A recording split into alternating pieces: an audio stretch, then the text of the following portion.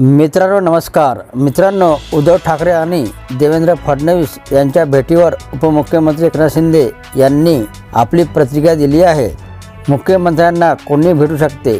मुख्यमंत्री राज्याचे प्रमुख आहेत, त्यांना विरोधी पक्ष तसेच इतर पक्षाचे नेतेही भेटतात, असे शिंदे म्हणाले। जेलमध्ये टाकण्याची भाषा करणाऱ्यामध्ये बदल झाला दिसतोय, असे ते म्हणाले। याला भेट, त्याला भेट आणि दुसऱ्या दिवशी घरी थेट, असा टोला एकनाथ शिंदे यांनी उद्धव ठाकरे यांना लावला।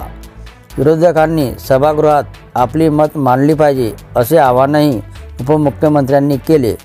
उपमुख्यमंत्री एकनाथ शिंदे यांनी आज हिवाळी अधिवेशनाच्या तिसऱ्या दिवशी नागपूर येथे पत्रकारांशी संवाद साधला।